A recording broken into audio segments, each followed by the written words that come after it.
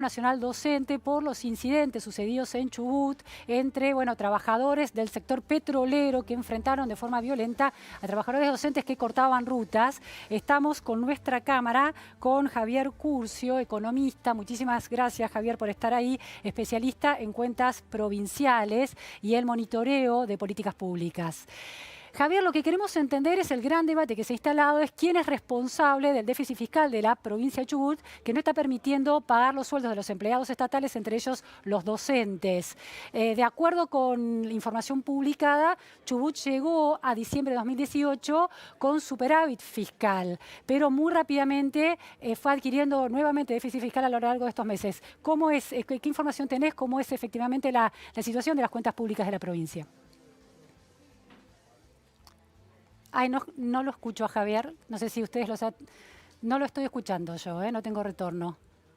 A ver, no sé, ha habido un problema técnico. Bueno, vamos a un corte y enseguida volvemos. Entonces, a ver, hola. Ok. Hola. Ay, sí, Javier, te Hola, escucho. hola, No te escuché, pero si podés retomar la respuesta, por favor. ¿Escuchaste? Ok, no, decía que sí, efectivamente, los datos disponibles que tenemos con las cuentas públicas de la provincia cerrados a 2018 muestran que la provincia tiene superávit fiscal y superávit primario, ¿no es cierto? O sea que los ingresos correspondientes al año pasado superaron en algo así como un 10% a los gastos de la provincia en ese periodo. Estos ingresos están compuestos más o menos 2/3 por recursos de la provincia y el tercer tercio restante de transferencias que provienen del gobierno nacional, básicamente casi todas transferencias automáticas, y hay algunas transferencias no automáticas, una proporción menor al 10%, pero de esos 2/3 hay una dependencia importante de las rentas provenientes de regalía, que probablemente pueden haber disminuido en alguna magnitud de menor cantidad, digamos, en este periodo.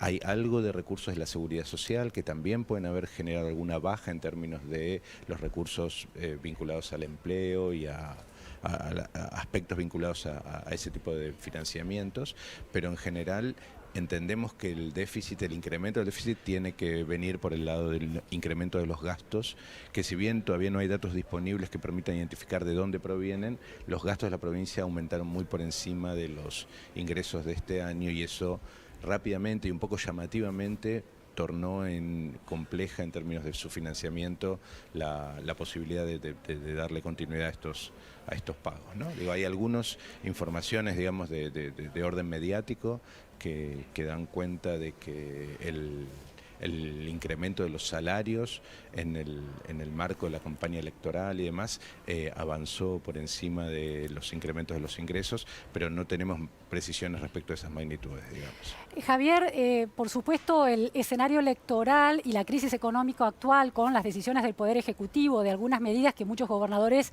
sostienen que le han quitado fondos de coparticipación, atraviesa la situación de Chubut e instala también el debate político. Bueno, es un gobierno peronista que estaba aliado al peronismo federal y finalmente quedó alineado con el Frente de Todos. Mariano Orsioni es el gobernador, y hay una lectura que decía que por las decisiones últimas del Poder Ejecutivo, me refiero a la quita del IVA a algunos productos y otras cuestiones, la baja de ganancias había impactado en las cuentas públicas. No es el análisis que vos estás haciendo, en las cuentas públicas de la provincia de Chubut.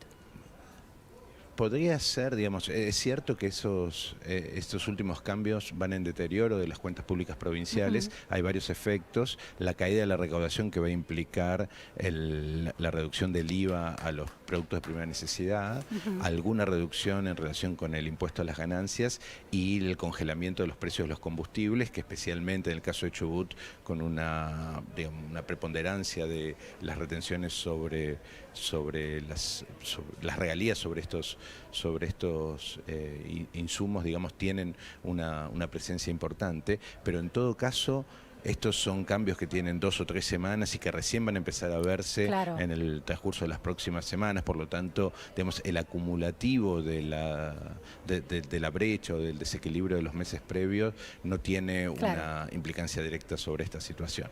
Sí, en general, uno lo que encuentra, digamos, es que venimos de un año de un deterioro económico y de recesión importante que de alguna manera puede haberlo perjudicado a la provincia, pero no en mayor magnitud a que el resto de las provincias que vienen desarrollando. Es decir, las decisiones económicas que impactan en impuestos coparticipables se van a notar hacia adelante, pero no en el primer semestre del año.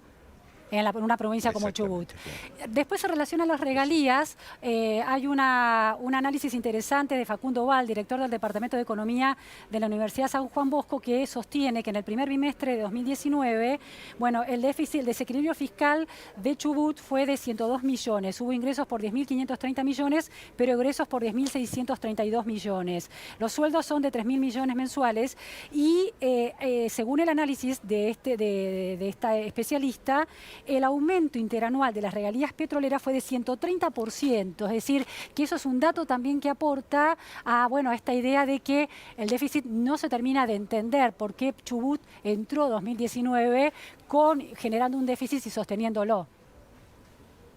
Bueno, en el mismo sentido de lo que decíamos, ¿no? Digo, del lado de los ingresos puede haber algunas caídas asociadas al nivel de actividad, pero no es sensible en términos de las regalías hasta hasta estas últimas semanas, digamos, en los cambios de estas últimas semanas, que recién vamos a empezar a impactarlo, digamos, en el transcurso del mes de septiembre en curso, digamos, y por otro lado partimos de una situación de un superávit fiscal y primario en el año pasado que rápidamente en los primeros meses de este año empieza a revertirse, tiene que ser explicado por el lado del gasto, digamos, de incrementos de gasto que hoy no podemos monitorear a partir de la información que yo tengo disponible, pero que, digamos, en la medida en que empiecen a generarse, digamos, podemos tener una precisión más clara, ¿no es cierto?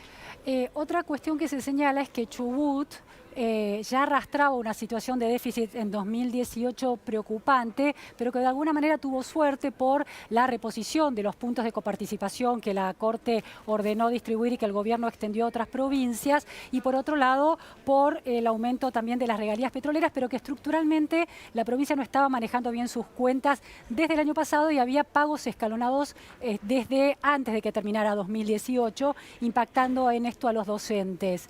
¿Esto es así?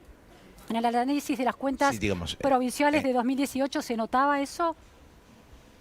En general, todas las provincias, digo, con casos particulares, pero la situación previa a la de 2018 y 2017, las provincias tenían un deterioro bastante importante que se fue revirtiendo durante los últimos años como consecuencia básicamente de la restitución del 15% de la retención de los recursos coparticipables, pero que de nuevo, bueno, eso le generó una solvencia a Chubut que de alguna manera es la que acompañó al resto de las provincias y que Chubut revirtió. Se la comió de alguna manera, se comió esa solvencia que había adquirido. Meses, exactamente. Claro. Exacto. Bien. Sin que haya cambiado el contexto tanto del lado de los ingresos como de los...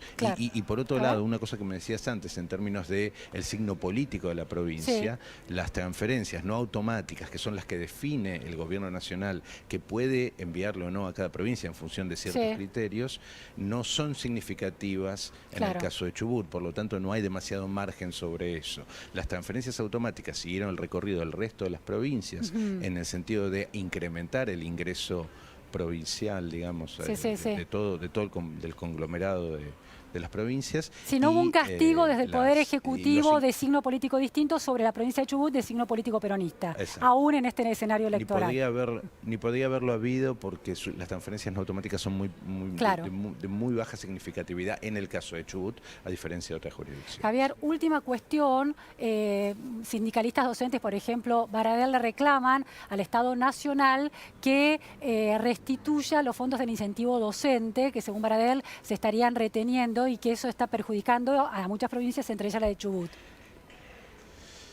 Esos son parte de los recursos de lo que llamamos transferencias no automáticas y hay toda una discusión respecto de cómo la ley de financiamiento educativo generó un incremento de esas transferencias hasta el año 2010 con destino específico, con asignación específica al sistema educativo, pero a partir de ahí empezaron a reducirse generando como una contracara respecto de las transferencias automáticas. Ajá. El argumento del Gobierno Nacional es que en la medida en que fueron mejorándose las transferencias automáticas por distintas decisiones, la dependencia de esas transferencias no automáticas era más baja. En algunas provincias eso es cierto y en otras no. En el caso de y Chubut, es cierto, digamos, de alguna manera el reclamo, digamos, Chubut, como estamos diciendo, es de las que son menos dependientes de esta situación. Bien. En términos de la composición de sus ingresos en los distintos casos. sí, de alguna manera el balance es que la responsabilidad de este déficit actual de la provincia de Chubut es del gobierno provincial.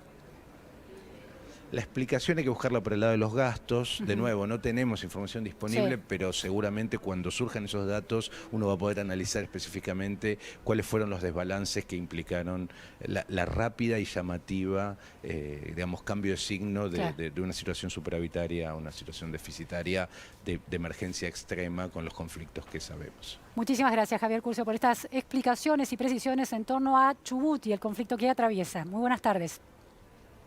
Gracias a ustedes, hasta luego. Nos vamos a un corte en la repregunta Noticias a Fondo y enseguida volvemos. La otra crisis, la educativa y de pesada herencia en pesada herencia. Silvina Birz está en el piso.